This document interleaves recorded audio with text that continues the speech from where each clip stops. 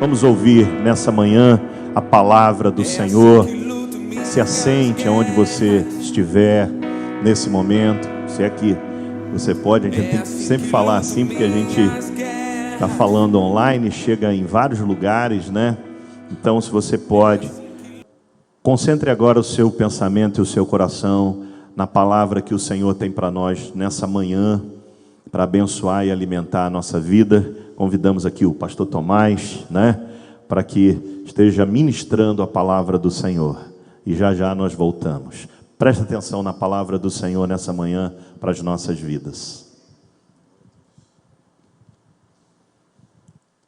Amém, queridos, graça e paz.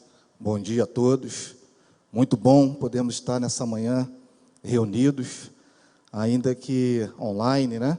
Os irmãos nas suas casas, glorificando o nome do Senhor. Mas nessa manhã, Deus tem uma palavra ao seu coração, Deus tem uma palavra ao coração da igreja. E eu gostaria que você abrisse a sua Bíblia em Romanos, no capítulo 8, no versículo 28. É um versículo bastante conhecido da igreja, bastante conhecido do povo cristão, né, do povo evangélico. Mas nós queremos nessa manhã fazer uso desse versículo para que nós possamos entender uma palavra que Deus colocou no nosso coração nesse dia. É que nós estamos vivendo um processo e, na verdade, no final desse processo, eu creio que a igreja será diferente. A igreja, ela vai viver uma nova fase, né? Todas as igrejas, os cristãos vão viver um novo tempo em suas vidas. E para esse tempo chegar, sempre existe um processo que todos nós devemos passar.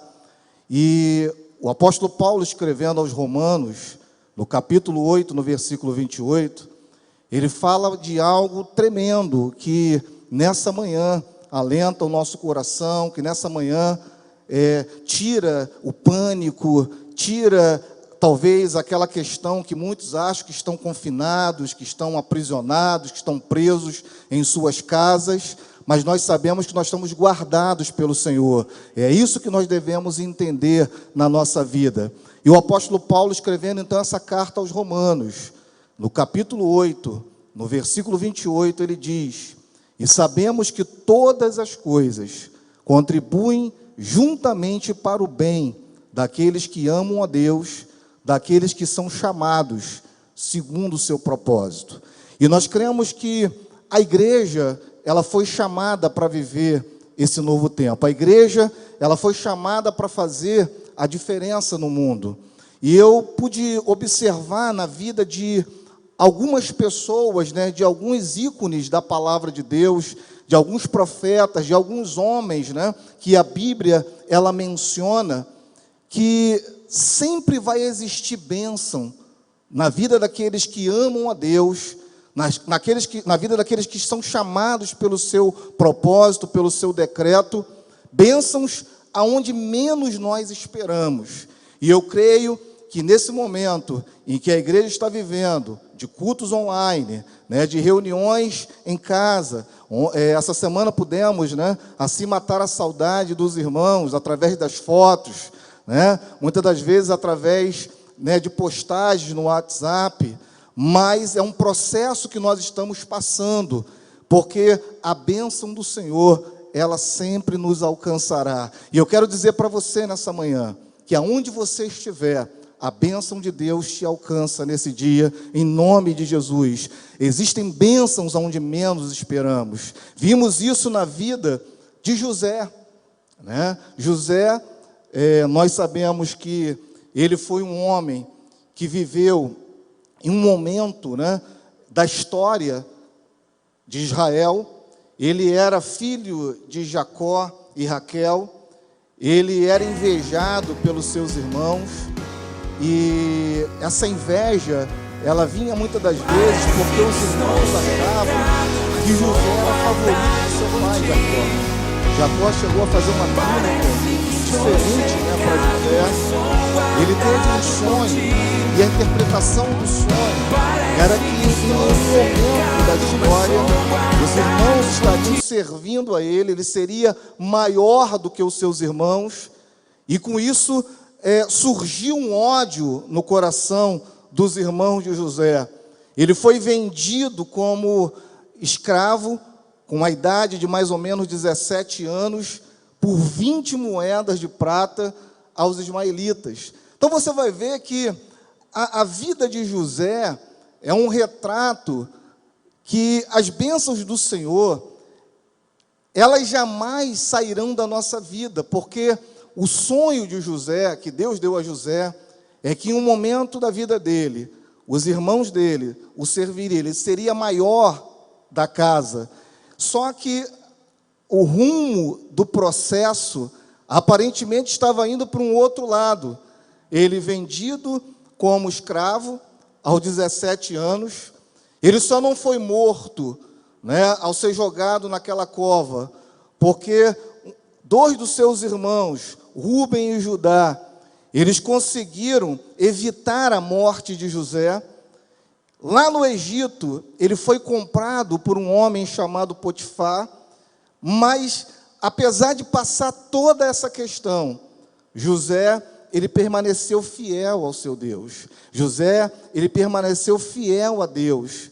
Lá no Egito, quando tudo parecia que agora ia caminhar para um momento em que Deus estaria, na verdade, concluindo o processo na vida de José, na casa de Potifar, ele é tentado pela esposa de Potifar, ela tenta o agarrar, fica com a capa dele na sua mão, diz para o Potifar que José tentou agarrá-la à força.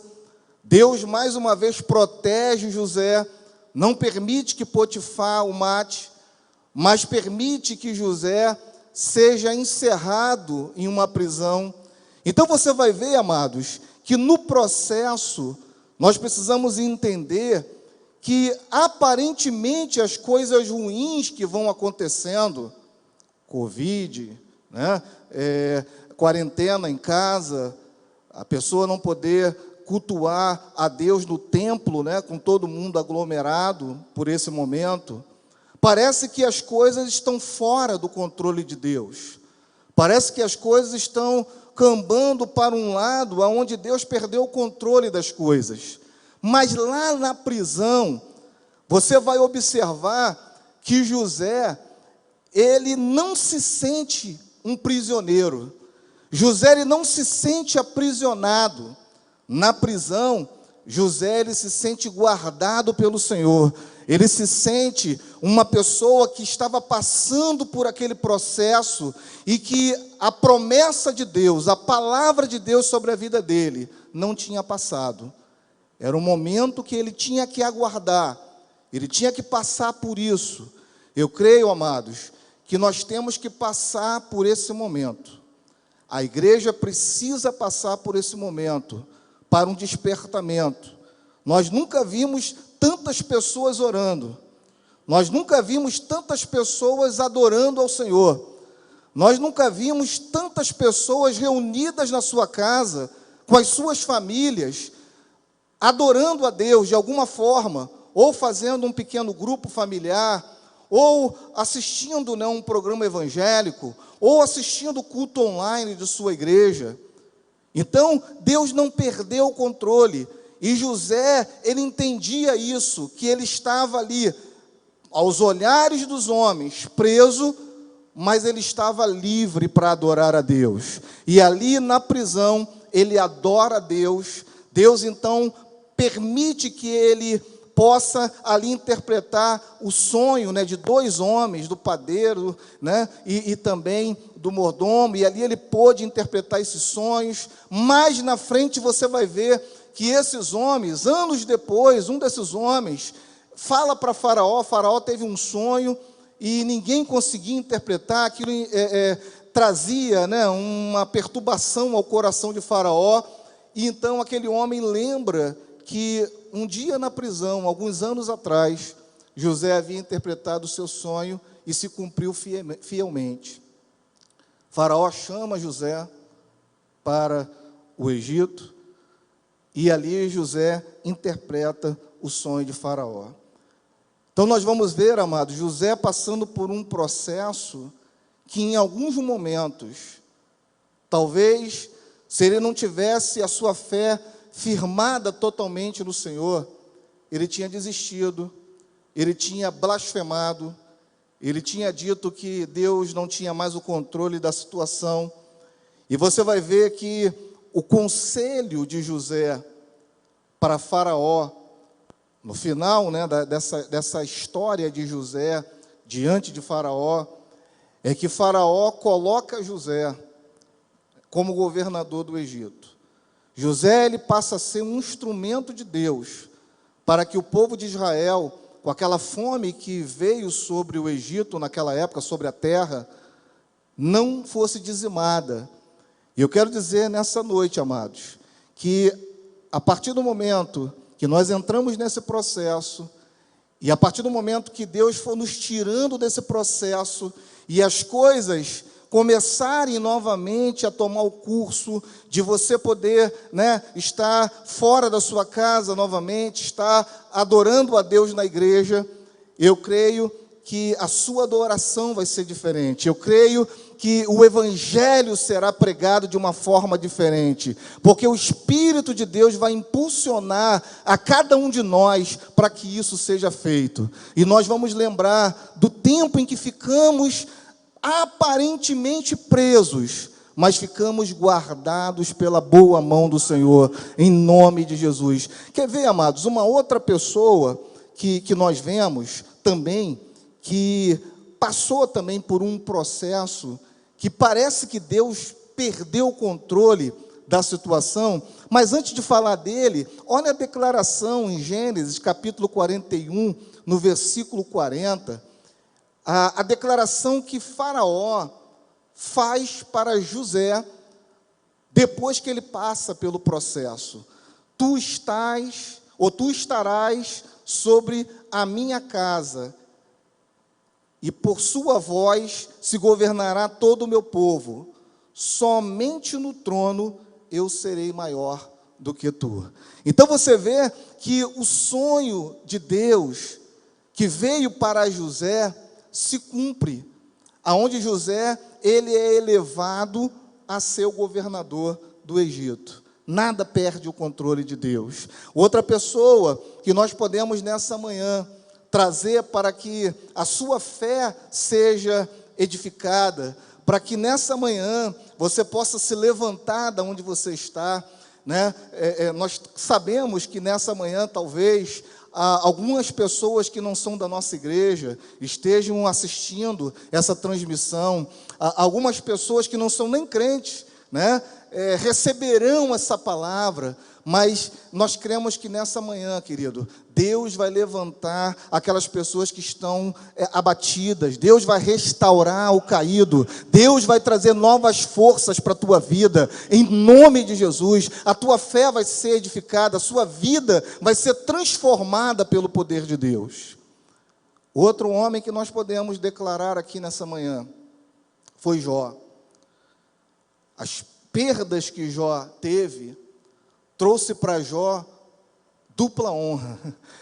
Nós estamos vivendo um ano, né, onde o nosso apóstolo Ezequiel Teixeira, né, lançou uma palavra profética que será um tempo de aceleração, e nós cremos que a partir do momento que passarmos por esse processo, a aceleração vai acontecer. Amém, amados? Você que está aí na sua casa, o tempo de aceleração vai chegar na nossa vida, já chegou na nossa vida, e também a dupla honra, e foi o que aconteceu na vida de Jó.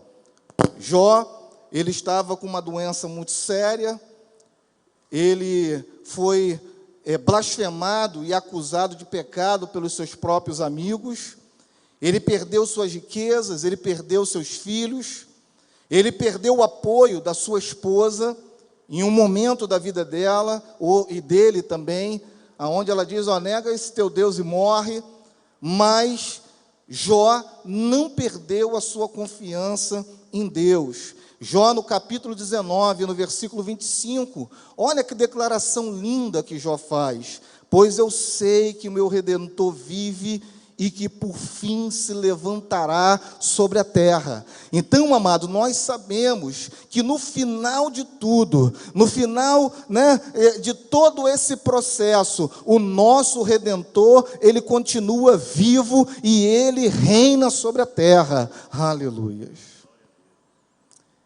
Perde o apoio da sua esposa, mas não nega a Deus. Ele suporta tudo. E no final, do livro de Jó, no capítulo 42, no versículo 10, Jó recebe de Deus algo tremendo. O Senhor, pois, virou o cativeiro de Jó. É interessante que Deus virou o cativeiro de Jó quando Jó orava pelos seus amigos. Aqueles amigos que blasfemaram dele, aqueles amigos que falaram que ele estava em pecado, que isso ou aquilo estava acontecendo na vida de Jó. Jó se levanta, ora pelos seus amigos, e aí o versículo 10 do capítulo 42 continua: e o Senhor deu a Jó o dobro do que antes possuía. Amado, dupla honra na vida de Jó, porque Jó não negou a Deus, Jó suportou o processo. E eu quero dizer para você, suporte o processo, querido. Você pode falar isso aí para a tua família, as pessoas que estão na tua casa, olha para eles e fala assim, suporte o processo. Diga assim, vamos suportar o processo. E no final do processo, o tempo de aceleração, a dupla honra nos alcançará em nome de Jesus. Aleluia. Outro homem que nós podemos nessa manhã dizer que todas as coisas contribuem para o bem daqueles que amam a Deus e são chamados pelo seu decreto, que foi o texto que nós tomamos como base nessa manhã de Romanos capítulo 8, versículo 28. Outro homem foi Davi.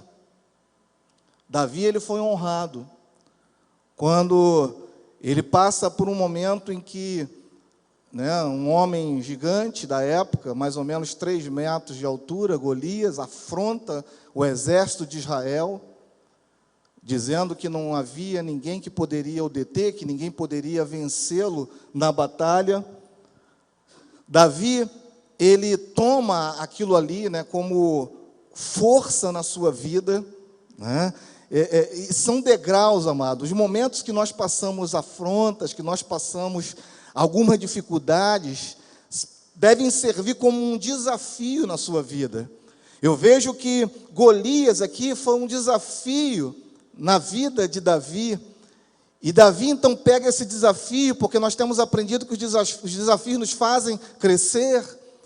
Davi então pega esse desafio chamado Golias, e Davi então vai a Golias, e Davi faz uma declaração linda, em 1 Samuel, capítulo 17, versículo 45, quando ele diz assim, Davi, porém, lhe respondeu, quando Golias afrontava, quando Golias viu Davi, um garoto franzino, que não era um homem de guerra, não tinha a aparência de um guerreiro, e o versículo 45 ainda continua dizendo, tu vens a mim, Davi declarando para Golias, tu vens a mim, com espada, com lança, com escudo, mas eu venho a ti em nome do Senhor dos Exércitos, o Deus dos exércitos de Israel, a quem tens afrontado.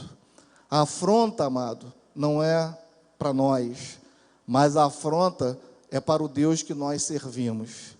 E nós servimos um Deus todo-poderoso, Criador dos céus e da terra. E em nome de Jesus, amado, eu creio que nós estamos avançando, nós estamos aqui no altar com o nosso pastor, Osvaldo, com os pastores, Elton, Mael, nós estamos aqui no altar com os diáconos também, com os homens de Deus que estão aqui servindo ao Senhor nessa manhã. Nós estamos aqui em nome do Senhor dos Exércitos. Nós saímos da nossa casa em nome do Senhor dos Exércitos. Nós voltaremos para a nossa casa em nome do Senhor dos Exércitos. Estaremos aqui logo mais à noite em nome do Senhor dos Exércitos. E passaremos por essa dificuldade em nome do Senhor dos Exércitos. Outra pessoa que nós podemos declarar nessa manhã, que passou por um momento de dificuldade, mas todas as coisas contribuem para o bem dos que amam a Deus. foi o próprio apóstolo Paulo, quando um espinho na carne trouxe para ele uma nova graça. A Bíblia diz que ele ora 3 vezes, né? Ele ora ao Senhor, e o Senhor diz para ele assim: Paulo, a minha graça te basta, o meu poder se aperfeiçoa na fraqueza. Talvez nessa manhã, alguns dos nossos irmãos, algumas das pessoas que estejam nos assistindo pela internet, por essa transmissão online, você possa estar sentindo enfraquecido, você possa estar declarando: eu estou um pouco fraco, mas eu quero dizer que quando você declara que está fraco, você está forte. Aleluia. Porque quando penso que estou fraco, aí sim estou forte. Então, o espírito de fortaleza, o Espírito do Senhor, ele está sobre a sua vida, e a graça do Senhor, ela basta sobre nós. Foi isso que Paulo ele recebe, e isso veio para Paulo, amado, ele se tornar uma pessoa melhor, para que Paulo, ele gozasse da presença de Deus na vida dele em todo o tempo, porque era para Paulo saber que o poder de Deus se aperfeiçoa nos momentos que às vezes nós nem pensamos. O poder dele se aperfeiçoa na nossa vida. E por último, né, nós poderíamos passar aqui a manhã toda, a tarde toda, falando de várias pessoas, homens e mulheres, né, que passaram por momentos assim, e que tudo que eles passaram, de alguma forma, contribuiu para o bem, porque eles amavam a Deus. Eles eram chamados por um propósito. Nós somos chamados por um propósito de Deus. Aleluia. E, em último lugar, eu quero declarar que a prisão de João segue-se a maior revelação, né, que foi o Apocalipse. Na prisão, na ilha de Patmos, Deus traz a revelação das últimas coisas a João. Deus deu a visão de fatos futuros, num lugar onde talvez João menos esperasse receber. Às vezes nós esperamos receber coisas de Deus, né? Não vou para aquele culto porque eu vou receber lá naquele culto. Mas nessa manhã, amado, Deus está te mostrando que aí onde você está, você também pode receber algo novo de Deus na sua vida. Aleluia. E lá na prisão para os homens, mas João também não se sentia preso, assim como José não se sentia preso, assim como Paulo, Elias, as pessoas que foram presas também, que cantavam até louvores no cárcere inferior, mas se sentiam livres, porque eles adoravam o Senhor dos senhores e Rei dos reis, o nosso Deus poderoso. João também não se sentia preso, ainda que estivesse encerrado numa prisão em uma ilha chamada Patmos. Ele se sentia protegido por Deus. Ele se sentia ali protegido pelo Senhor, porque Deus tinha um propósito a cumprir na vida dele. E eu quero concluir, amados, eu quero concluir com essa palavra, que Deus age na impossibilidade do homem. Deus sempre vai agir quando você não pode fazer mais nada, para que se manifeste o sobrenatural dele. Se hoje você está vivendo algo impossível aos homens, creia que na impossibilidade dos homens, Deus tem poder para fazer. Talvez na sua impossibilidade, Deus tem poder para fazer. Eu estou impossibilitado de ir à igreja. Talvez quantas pessoas, né, não iam às suas igrejas, porque se sentiam impossibilitadas. Mas agora, olha o que Deus faz. Leva a igreja, né, a igreja online, para dentro da sua casa, para que você possa ser ministrado pelo poder de Deus. E eu quero terminar orando por você, orando pela sua vida, orando para que o Espírito Santo possa te dar forças, para que o Espírito Santo possa te trazer vida nesse dia, em nome de Jesus.